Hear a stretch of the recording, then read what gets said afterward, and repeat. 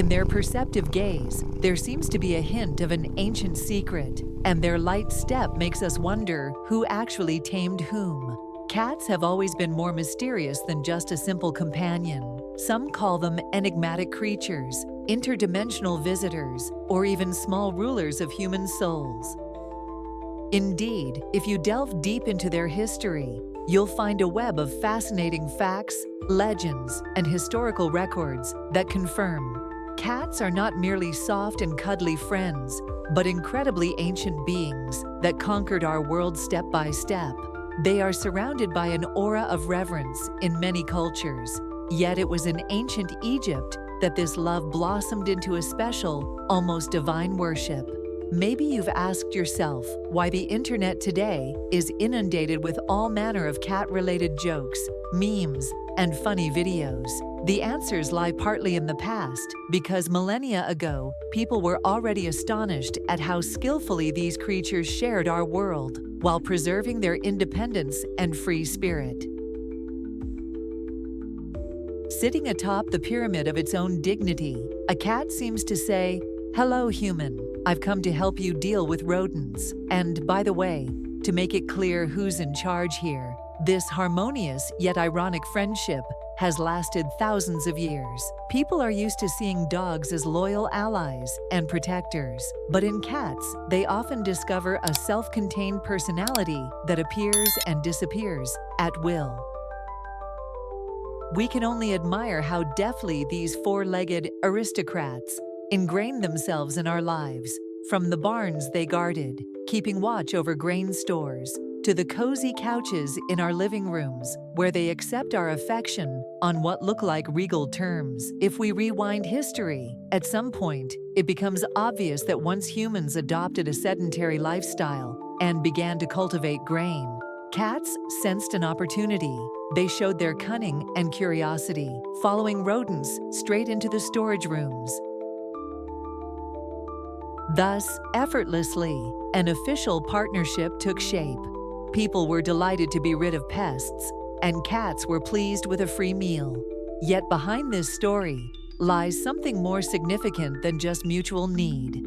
It's a story of how humans came to view cats, from hunter to ally, and later to the status of sacred animal, eventually becoming an invaluable friend to millions of families worldwide.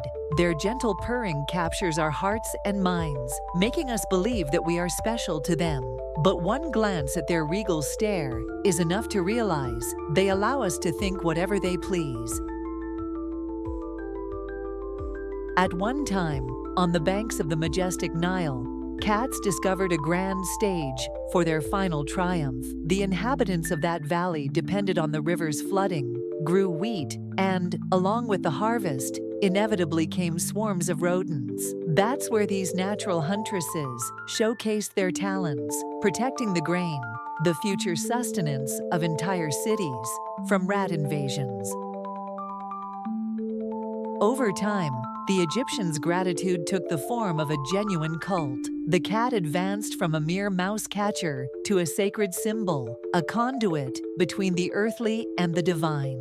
Temple wall paintings and figurines portrayed her as a gracious patroness, able to safeguard the home, the family, and human life itself. And she was given a fitting name, Bastet, the goddess of joy, love, femininity, and fertility. Worship and offerings to these whiskered beings became a mandatory ritual, while the temples literally teemed with living demigods. In essence, isn't that the real paradox? Only yesterday this carefree creature roamed the city streets, and today it's practically seated on a throne beside the pharaoh.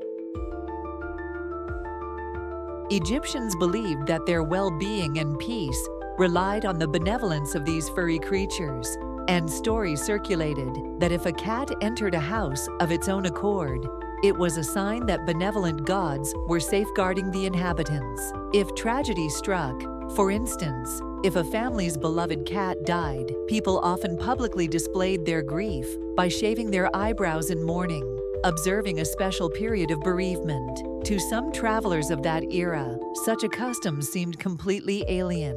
But for the Egyptians, a cat was far from a simple pet.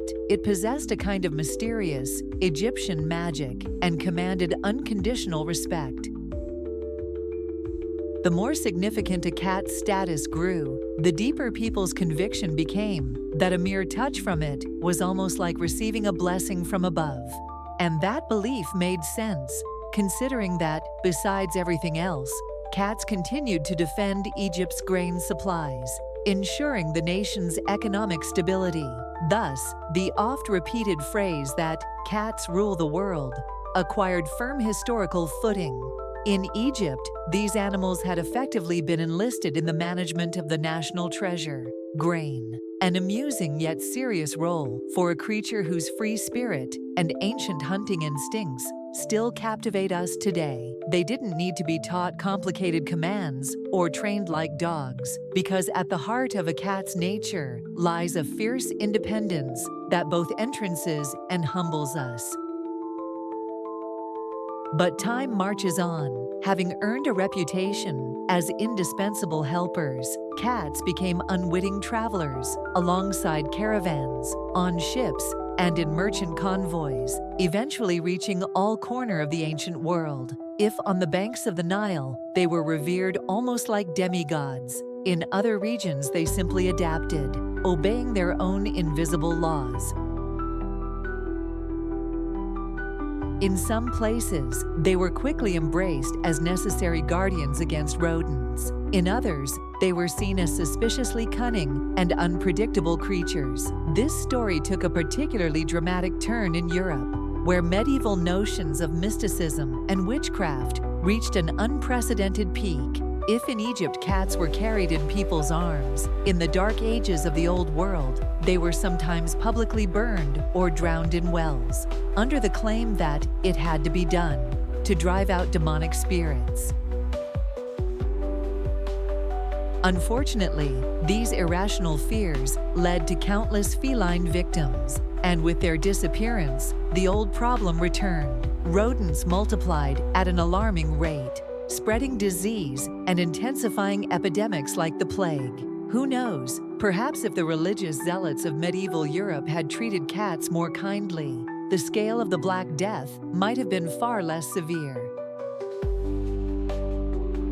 Despite the hardships, however, the cat's character ultimately prevailed. They gracefully survived waves of persecution and gradually regained human trust. It took only a few cats to appear in a town for the rat population to shrink, and people soon realized that for all the perceived witchy grace and spooky aura, cats were indeed allies and friends. Somewhere amid these grim ceremonies and purification fires, behind veils of fear and superstition, a warmer attitude toward felines endured, and eventually, after the gloom of the Middle Ages lifted, they once again gained a place of honor in human society. They no longer adorned temples as they had in Egypt, but secured a spot in every rural courtyard and city street, and later, with the arrival of more enlightened eras, moved right into people's homes, where they still remain.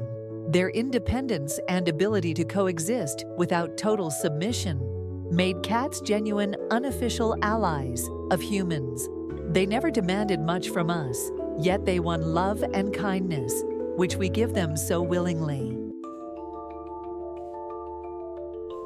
And now, in our time, cats have returned to the throne, but not merely as guardians of grain and fearless mouse catchers. They now reign over social networks, video hosting platforms, and endless news feeds. Their cute little meow has found its way into every possible format, from comedic memes to the profession of the cat blogger, garnering millions of views. And we humans are once again delighted. We love when our pets amuse us with their antics, when they gracefully sprawl across a laptop keyboard or hide in a cardboard box, all the while acting as if they've discovered a genuine palace. Perhaps it's no surprise that the most affectionate yet haughtiest, the most charming yet independent creatures have sparked a multitude of myths, jokes, and fantastical stories. We talk about how cats might secretly manipulate their owners' minds, gradually turning humanity into adoring devotees of everything that purrs and has fur. If you think about it, how else could a creature of such modest physical strength become so deeply ingrained in our culture? One intriguing theory is that they really have tamed us, using their irresistible charm and subtle audacity. And though we might laugh at the idea and dismiss it as fantasy, it's enough to recall ancient Egypt to realize just how far-reaching the roots of feline power go. From temple priests who fed countless furry tails to modern owners ready to dash out for treats at the slightest demand from their cherished pet. A chain of devotion binds us together, cementing the cat's status as the refined queen or king of our modern jungles of concrete and electricity. And it seems no one is surprised anymore that when a cat regally enters a room, all eyes turn to it, showering it with attention and affection. Perhaps, deep down, we have all become a little Egyptian, bowing to the graceful might of these four-legged deities.